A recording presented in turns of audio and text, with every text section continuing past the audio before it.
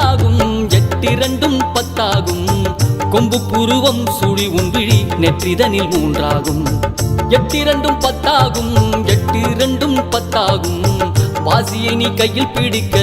முக்தி கது வித்தாகும் வாசியை நீ கையில் பிடிக்க முக்தி கது வித்தாகும் ஓம் என மந்திர ரகசியத்தை சொல்கிறேன் ஆஹூ என மந்திர